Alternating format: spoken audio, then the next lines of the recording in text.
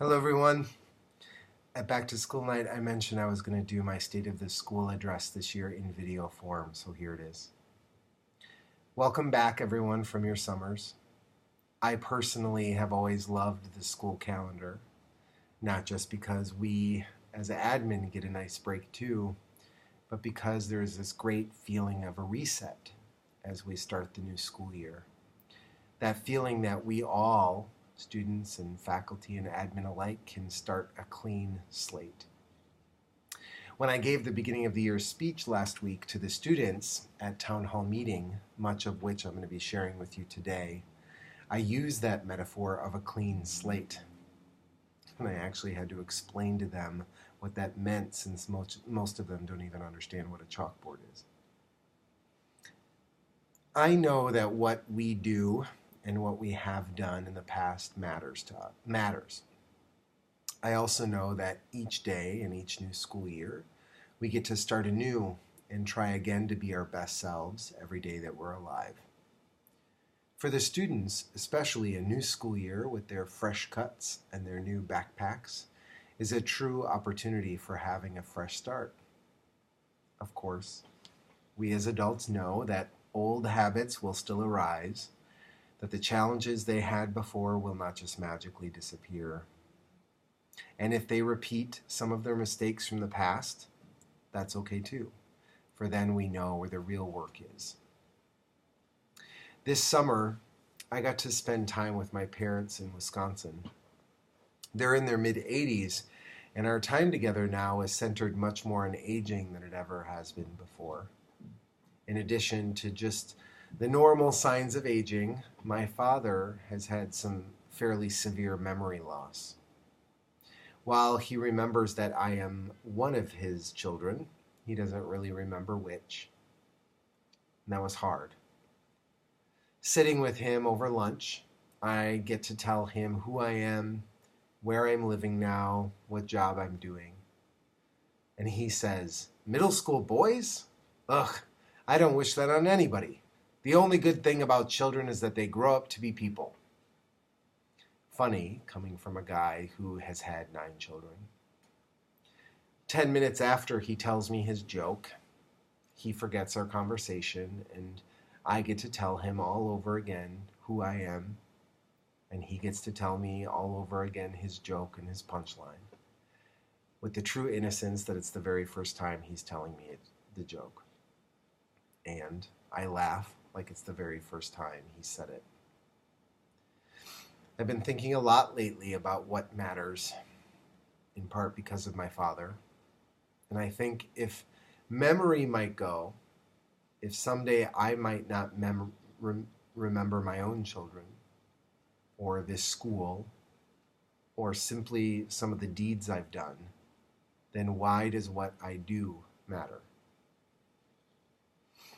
I also got to spend a really good time with my mother. She is a very quiet, humble, and hardworking woman. She raised the 9 kids without much applause. She went about her work parenting without thinking about what she would get in return, what fame she would get, or how the pictures would look on Facebook. This summer, I, as many of us did, also watched a lot of politics and a lot of the Olympics. And I found myself really gravitating to those personalities more like my mother, not brash or outspoken, but who go about their business of working hard, being thoughtful, being true to who they are, putting great effort into their craft. I found myself caring more about and prouder for my country in moments around good character than about big wins. I was drawn to the competitor who lost even if they were assumed to win, and when they reached across the lane to genuinely congratulate their victor, I was drawn to those stories of people who, against great odds, chose hard work, effort, and perseverance. Since I am always thinking about school, because it's one of my creative passions, so it doesn't really leave my consciousness for very long, I thought about how those same characteristics in those athletes translate to school. And I of course thought about our teachers who have chosen a profession that does not get the flashy accolades that other professions do. They don't make the kind of money, gain the kind of followers that people who have gone into professions connected to more fame might. I think about how hard they work every day to make their classrooms irresistible, well structured, ready for our boys to engage. They deserve all the fame in the world, yet they are not in it for that. They are in this profession because they love the students. They love their subject. They love those aha moments when a student says, "Oh, now I get it." They love it when a student comes to them to share hurt or to share joy. They love it when they can see the graduates on stage, eventually as young men, when they seemingly just met them as boys. One of our candidates for president this summer said something in her nomination speech that continues to resonate with me, and I'm sort of keeping it as a mantra for this year. Let our legacy be planting seeds in a garden we never get to see. What struck me first was how rare and seemingly old-fashioned this sentiment is. Our modern I-ness of our world instead trains us to get immediate personal feedback. We spend so much of our time sharing what we've done, what we've eaten, where we've been, for everyone else to see. Conversely, this expression is actually about doing things, positive things, growing things that no one else might notice right away. That's never tracked to one particular person who planted and watered the seed originally. Kind of like a student building a school desk that he might not get to personally use, or a student cleaning up tables at lunch even though he won't be using them next. Or, as actually a parent told me back to school night about her son bringing in garbage cans randomly of an elderly neighbor on a whim, not because of a reward, but just because she needed help. You see, we do good things because we are good. We teach students because we need an educated public. We teach boys with hands, head, and heart to inspire future superheroes.